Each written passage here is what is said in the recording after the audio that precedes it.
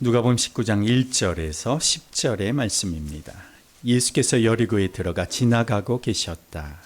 삭개오라고 하는 사람이 거기에 있었다. 그는 세간장이고 부자였다. 삭개오는 예수가 어떤 사람인지를 보려고 애썼으나 무리에게 가려서 예수를 볼 수 없었다. 그는 키가 작기 때문이었다. 그래서 그는 거기를 지나가실 것이기 때문이었다. 예수께서 그곳에 이르러서 쳐다보시고 그에게 말씀하셨다. 삭개오야, 어서 내려오너라. 오늘은 내가 네 집에서 묵어야 하겠다. 그러자 삭개오는 얼른 내려와서 기뻐하면서 예수를 모셔드렸다. 그런데 사람들이 이것을 보고서 모두 수군거리며 말하였다. 그가 죄인의 집에 묵으려고 들어갔다. 삭개오가 일어서서 주님께 말하였다. 주님 보십시오. 내 수의 절반을 가난한 사람들에게 주겠습니다. 또 내가 누구에게서 강제로 빼앗은 것이 있으면 4배로 하여 갚아주겠습니다. 예수께서 그에게 말씀하셨다. 오늘 구원이 이 집에 이르렀다. 이 사람도 아브라함의 자손이다.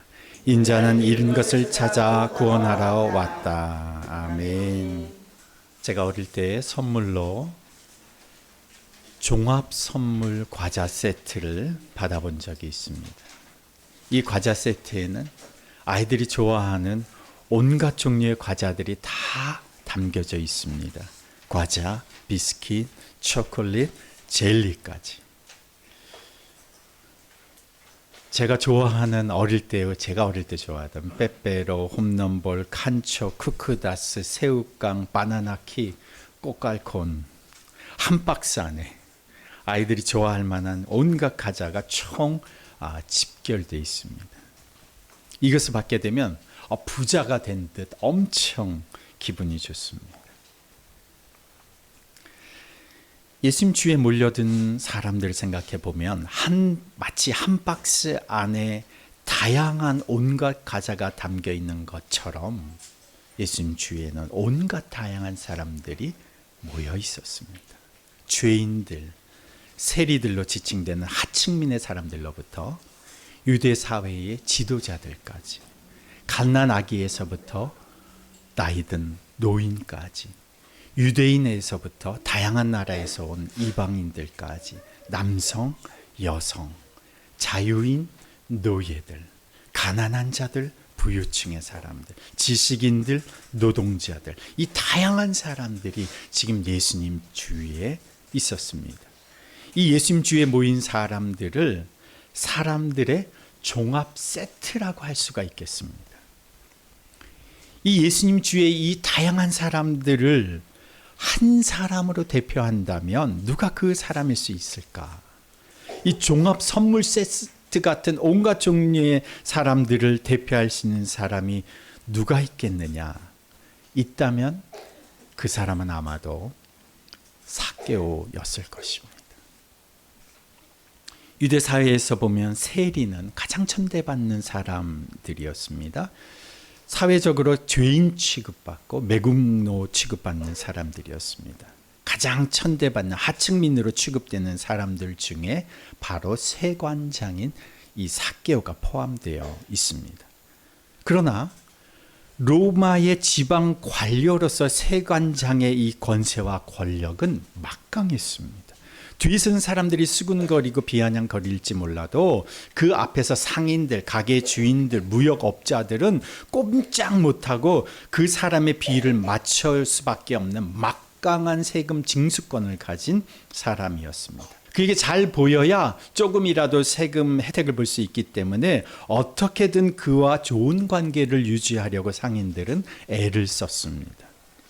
유대 사회적으로는 천대받는 위치였지만 로마의 식민지였던 로마 행정체계 내에서는 나름대로 높은 지위, 권한, 그리고 부를 가진 인물이었습니다. 영향력 있는 로마 정부의 지역 유지였던 것이죠.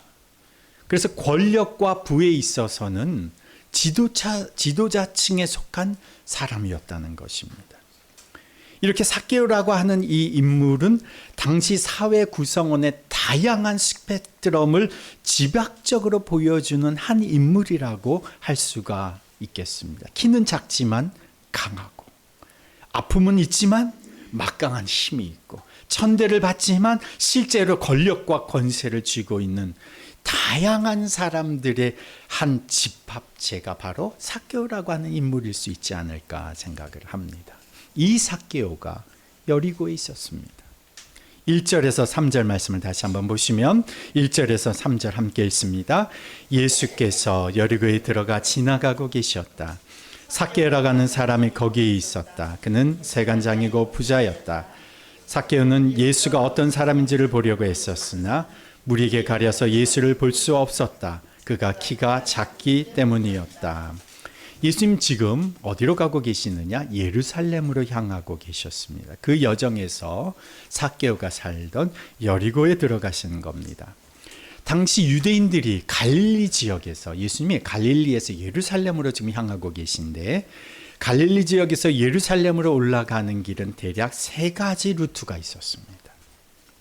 제가 지도를 잠깐 보여드리면 해안을 따라 가는 길 맨 왼쪽 녹색 점선으로 된 표시되어 있습니다. 이것이 첫 번째 루트고 족장도로라고 불리던 오래된 길이 있는데 그것은 하얀 점선으로 가운데 표시된 길입니다.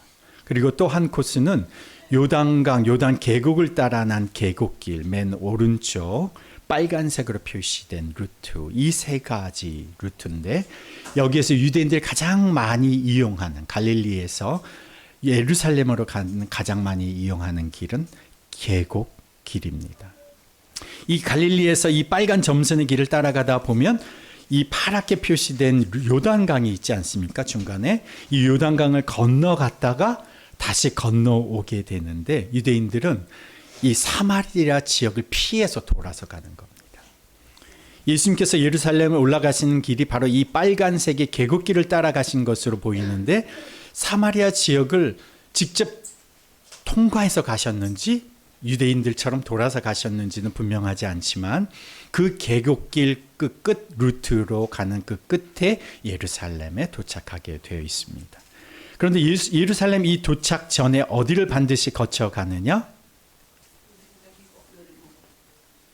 여리고를 거쳐가는 겁니다. 지도상에서도 보시면 이 여리고는 예루살렘에서 동북쪽에 위치하고 있습니다. 예루살렘으로부터 약 29km 떨어져 있습니다. 누가복음 10장에 보면 어떤 사람이 여리고로 내려가다가 강도 만난 이야기가 나오는데 지리적으로 보면 이 예루살렘에서 여리고는 내려가는 길입니다. 반대로 여리고에서 예루살렘은 올라가는 오르막입니다. 얼마나 가파른 길이냐? 여리고는 지구상에서 존재하는 도시 중에 가장 낮은 곳에 위치한 도시입니다. 이 육지 중에 가장 낮은 곳이 사해인데 사해 주변에 위치하고 있어서 여리고의 고도는 해발 마이너스 250m입니다. 해수면을 기준으로 250m 아래에 위치한 도시가 여리고입니다. 그러면 예루살렘은 얼마나 고도가 되느냐? 해발 750m에 위치합니다. 그러니까 여리고에서 예루살렘으로 올라가는 길은 고도 차이가 1km가 되는 가파른 그 길을 걸어가야 하는 겁니다. 1km가 되는 그 높이로 올라가는 그 길, 우리가 가까운 산 중에 여러분이 아실 만한 산이 가장 높은 산이 주위에 백운산입니다. 도봉동에 있는 북한산 국립공원에 있는 백운대인데 북한산 백운대인데 이 백운대가 도봉동 이쪽에서 보면 엄청 높죠. 거기가 800약 30m, 그거보다 약 200m가 높은 곳에 위치한 도시가 예루살렘이니까 그 오르막으로 올라가는 그 길이 쉽지 않은 길입니다. 그래서 여리고에서 예루살렘을 올라가는데 걸리는 시간이 대략 8시간이 걸립니다. 그러니까 예루살렘으로 가는 사람들은 여리고에서 하루를 묵고 그 다음날 일찍 출발해야 예루살렘에 오후에 넉넉히 도착할 수가 있는 겁니다. 예수님도 예루살렘으로 들어가시기 전 여리고에서 하루를 묵으시기로 작정을 하신 겁니다. 여리고에 살고 있던 이 삭개오에 대한 정보가 우리가 방금 읽은 성경에 3가지 정보가 언급되어 있습니다. 그는 세간장이었다. 두 번째, 그는 부자였다. 세 번째, 그는 키가 작았다. 세관장이었다. 세관장은 세관의 대표를 말합니다. 지금으로 말하자면 세무서장입니다. 우리나라에서도 80년대, 90년대까지만 해도 들려왔던 이야기들이 세무 공무원 중에 집 몇 채 안 가진 사람이 없다는 말이 있었습니다.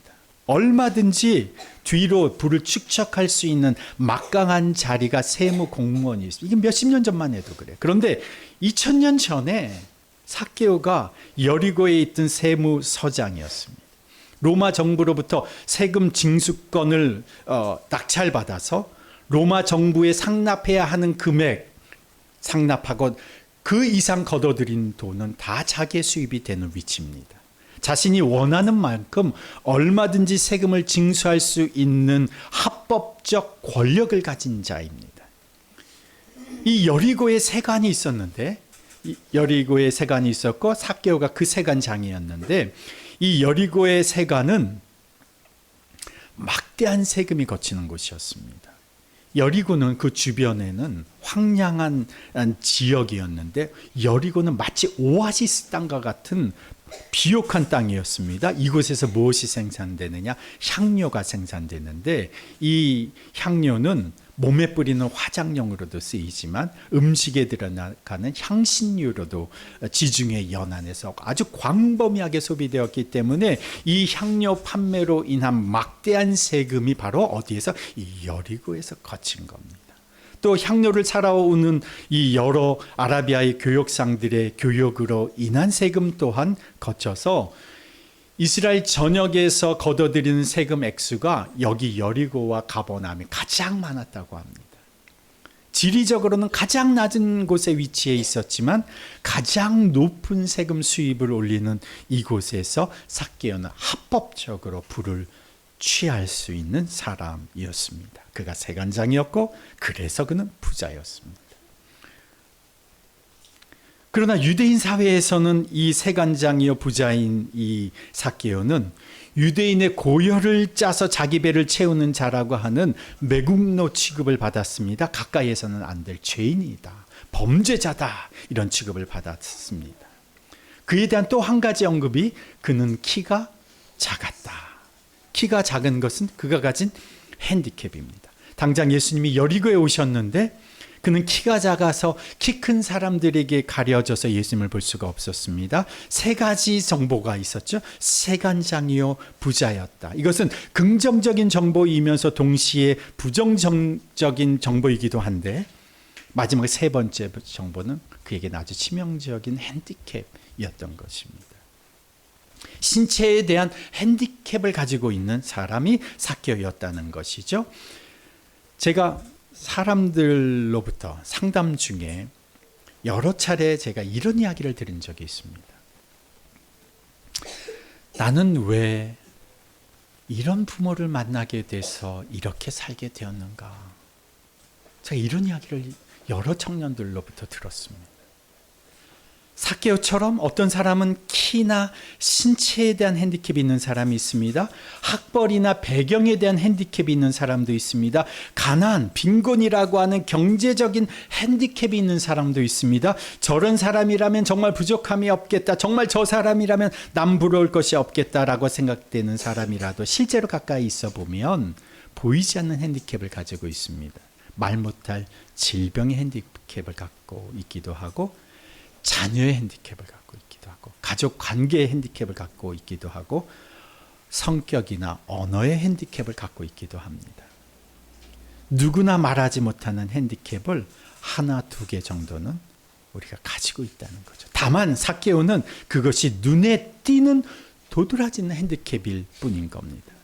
이 신체적 핸디캡을 가지고 있던 삭개오가 어떻게 하였습니까? 4절 말씀에 4절 함께 읽어봅니다. 그래서 그는 예수를 보려고 앞서 달려가서 뽕나무에 올라갔다. 예수께서 거기를 지나갈 것이기 때문이었다. 그가 어디에 올라갑니까? 뽕나무에 올라갔다. 여기서 언급된 뽕나무는 다 자라면 12m까지 자라는 돌무화과 나무입니다. 이 돌무화과 나무는 무화과 나무 열매보다 좀 작고 질이 떨어지는 열매를 맺는데, 이 나무는 크고 크게 자라고 또 잎이 무성해서 시원한 그늘을 제공해 주기 때문에 길거리에 가로수로 많이 심겨진 나무입니다. 키가 작은 삭개오가 물이 너머에 오고 계시는 그 예수님을 보기 위해서 가로수인 돌무화과 나무, 이 뽕나무 위에 올라간 겁니다. 이런 나무에 올라가는 사람은 주로 아이들이죠. 점잖은 어른이, 나이 지긋한 노인이 나무 위에 올라간다? 위험해서 올라가지 않습니다. 상상이 되지 않습니다. 그러나 아이들은 나무에 서스름 없이 올라갑니다. 예수님을 둘러싼 많은 사람들 때문에 예수님을 볼 수 없다. 그럼 뭐 할 수 없지. 이건 어른의 태도인데 아이들은 나무에라도 올라가는 겁니다. 삭개오는 포기할 수 없는 겁니다. 꼭 만나야 할 예수님을 위해서는 아이처럼 나무에라도 올라가야 되는 겁니다.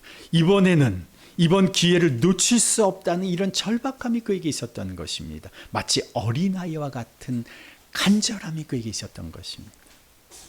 예수님이 앞선 18장에서 어린 아이들에 대해서 이렇게 말씀하셨습니다. 18장 16절에 보면 어린이들이 내게 오는 것을 허락하고 막지 말아라. 하나님 나라는 이런 사람의 것이다. 하나님 나라는 어린 아이들의 것이다. 이런 절박함이 있는 사람, 이런 간절함이 있는 사람은 아이처럼 핸디캡에도 불구하고 예수님을 만나러 가는 겁니다. 핸디캡 때문에 어쩌면 더 간절하게 그 예수님을 만나고 싶어 했는지도 모르겠습니다.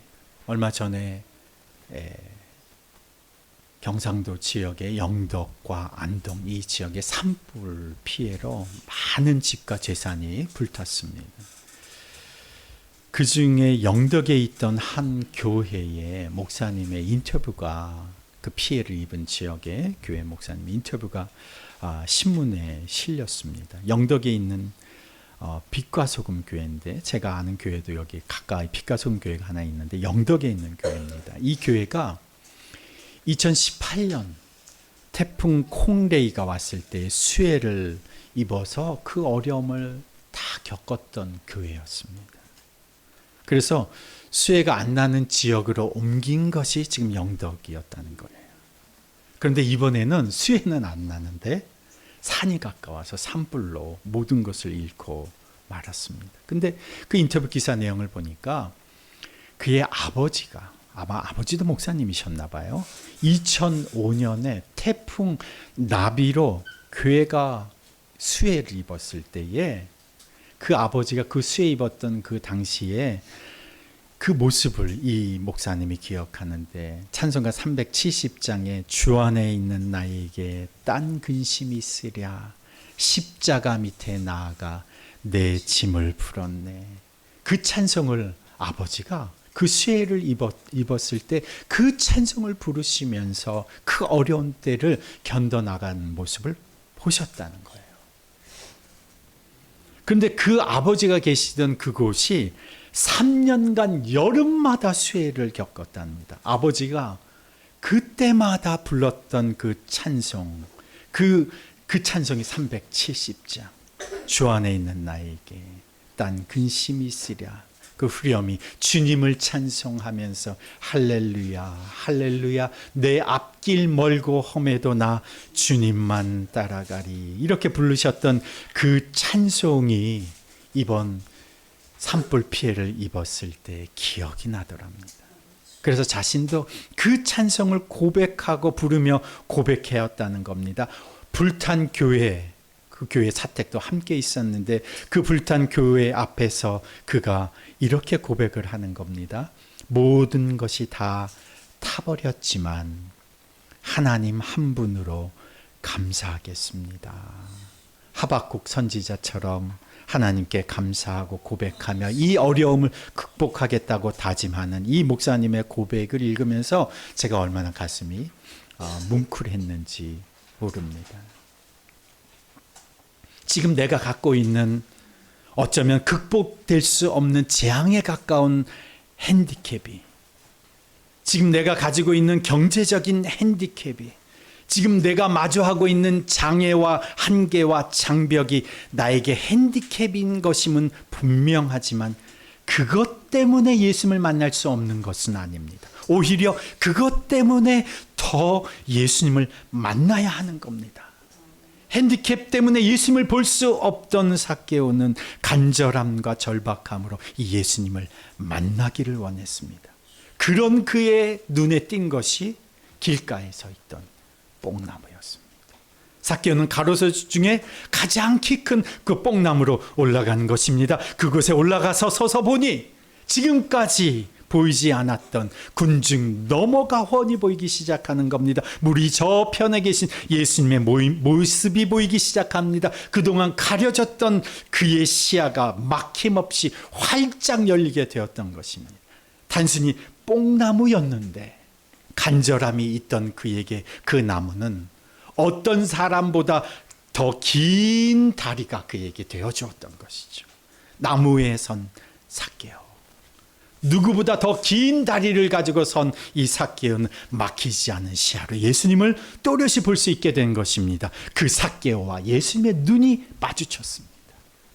그 높은 나무 위에 삭개오를 예수님이 올려다보셨습니다. 10장 5절의 말씀입니다. 10장 5절 함께 읽습니다.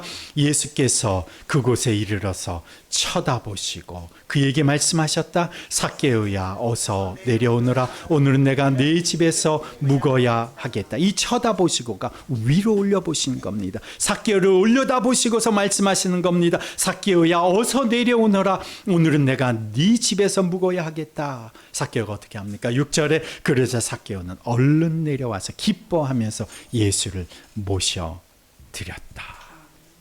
그리고 이어지는 8장에 삭개오의 고백이 나오는데 이 중간에 어떤 일이 있었겠습니까? 이 삭개오의 집에서는 어떤 일이 벌어졌겠습니까? 먼 거리 흙바닥을 걸어오신 예수님을 위해서 삭개오는 발 씻을 물을 제공해서 발을 씻겨드렸을 것이고, 그리고 그곳에서는 줄인 예수님을 위해서 식사가 펼쳐졌을 것입니다. 식사 내내 삭개오는 예수님께 시중 들면서 예수님과 대화가 이어졌을 것이고, 삭개오가 가지고 있었던 그의 인생의 질문들이 예수님께 물어졌을 것입니다. 이런 시간이 있고 나서 삭개오가 이렇게 말하는 겁니다. 8절 말씀 함께 읽습니다. 삭개오가 일어서서 주님께 말하였다. 주님 보십시오. 내 수의 절반을 가난한 사람들에게 주겠습니다. 또 내가 누구에게로 강제로 빼앗은 것이 있으면 4배로 하여 갚아주겠습니다. 삭개오의 이 고백은 무엇을 의미합니까? 무엇을 보여줍니까? 예수님을 자기의 집으로 모셔드린 이 그의 인생이 완전히 달라졌음을 보여주는 겁니다. 삭개오는 자신의 집에 머물기 위해서 찾아오신 그 예수님을 단지 머무시는 분이 아니라 자신의 인생의 진정한 주인으로 모셔드린 겁니다. 그 집에서 그는 예수님과 함께 음식을 먹고 예수님의 말씀을 듣고 그분을 직접 뵙고 그분의 삶을 보고 그분이 하시는 메시지를 들었습니다. 그분을 진정한 자신의 주인으로 모셔드린 겁니다. 그리고 나서 그에게 일어난 인생의 변화가 그의 말로 고백되는 것입니다. 내 수유의 절반을 가난한 사람에게 주겠습니다. 강제로 착취한 것은 4배로 갚겠습니다. 자신이 갖고 있던 재산의 반을 가난한 사람들에게 주겠다는 것은 그 자신의 인생의 주인이 바뀌었음을 보여주는 태도입니다.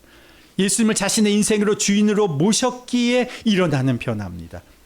로마 정부에서는 인정받는 실력자여 권세자였던 그가, 뒤에서는 사람들에게 손가락질 당하고 핸디캡을 갖고 있던 그가, 마치 종합 선물 세트 같았던 그의 인생이 달라진 겁니다.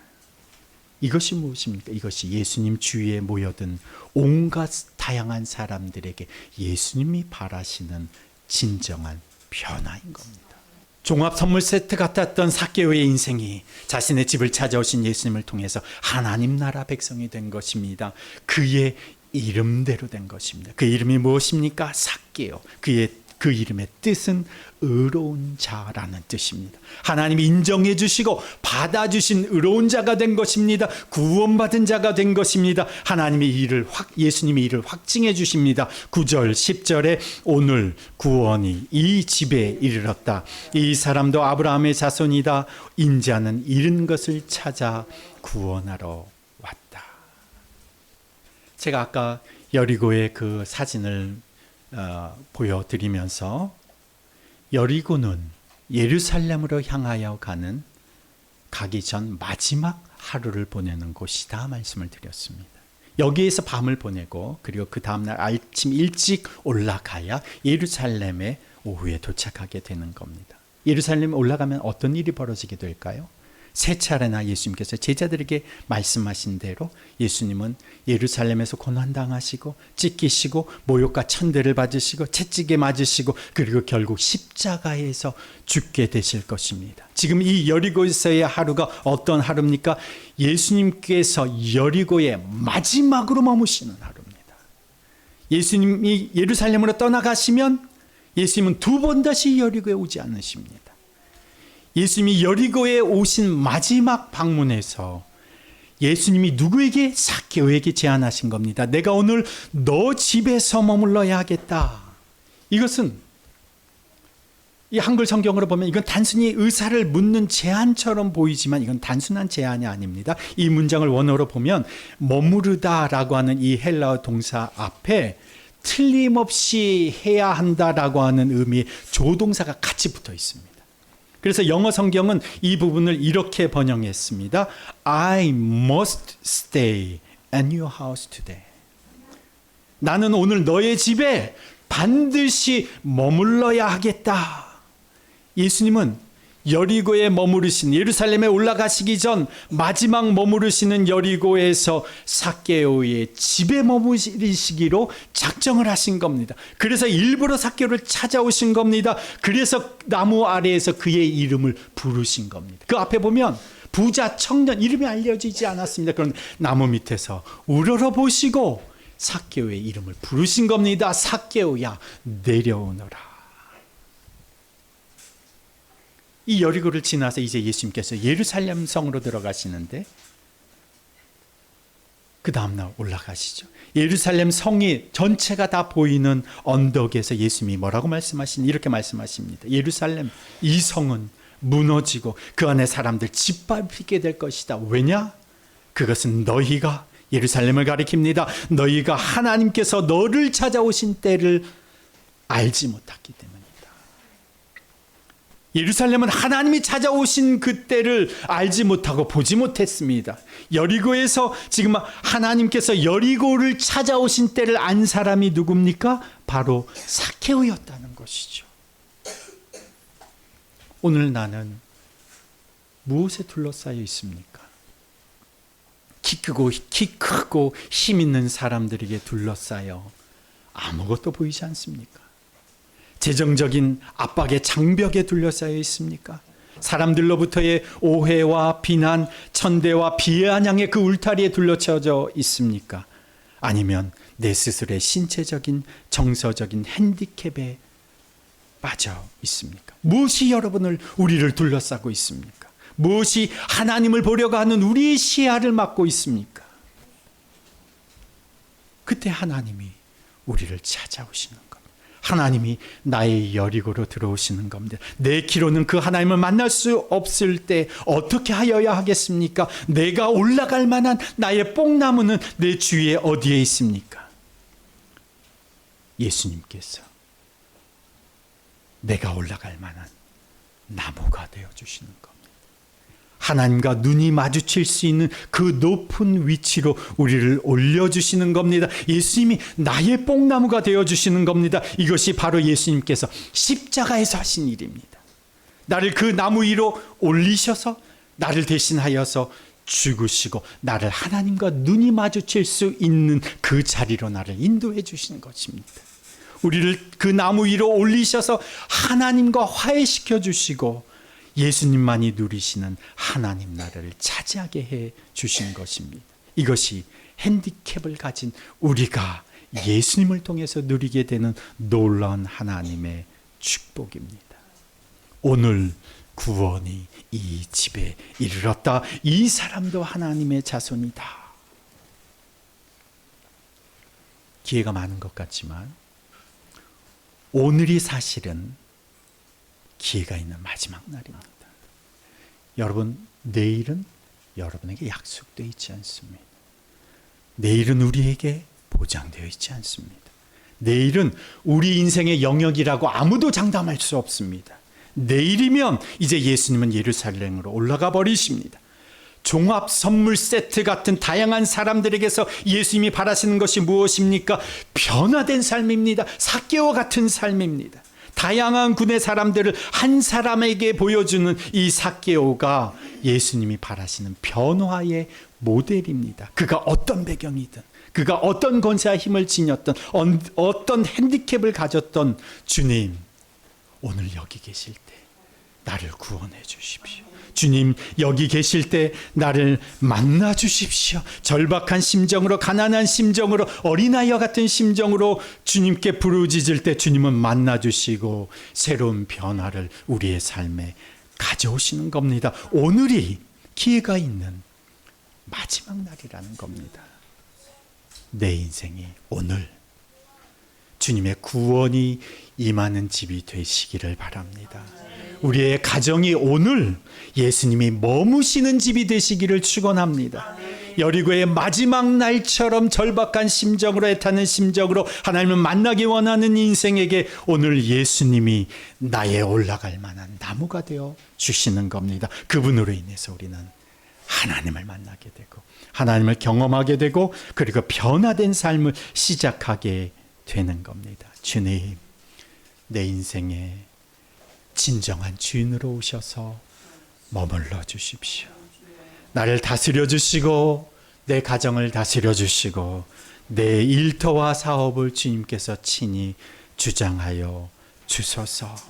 이 삭개오와 같은 심정으로 고백하는 이에게 주님이 이 마지막 날 찾아오셔서 그의 인생에 머물러 주실 것입니다. 세상 끝날까지 내가 너희와 항상 함께 있으리라. 아버지 하나님, 우리의 삶이 힘과 권력을 가진 세리장이었던 삭개오와 같았든지 사람들에게 천대받고 멸시받는 그러한 죄인의 존재였든지 어느 상황에 있든지 간에 주님, 예수님으로 인하여, 예수 그리스도로 인하여 변화된 삶을 살아가는 인생 되게 하여 주옵소서. 우리를 만나시기 위하여 우리를 찾아오시는 그 하나님의 은혜에 응답하여 주님을 내 집에 모셔드리며 내 인생의 주인으로 영접하여 변화된 삶, 하나님 나라에 참여한 삶, 의로운 삶, 그로 구원받은 삶을 살아가는 저희들의 인생 되게 하여 주옵소서.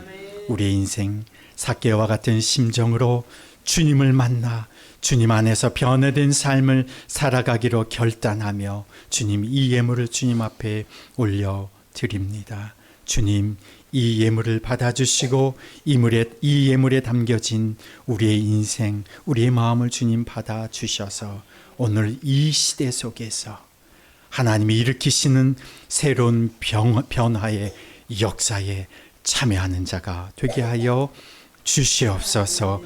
나무에 달리신 예수 그리스도, 우리에게 하나님과 연결해 주시는 위대한 나무가 되신 그 예수 그리스도로 말미암아 이제 삭개오처럼 하나님 나라의 변화된 삶을 살아가기로 작정하고 결단하는 주님의 백성들 위에, 그 자녀 위에, 가정과 일터 위에, 그리고 더빅교회 공동체 위에 이제로부터 영원토록 함께 하시기를 간절히 축원하옵나이다. 아멘.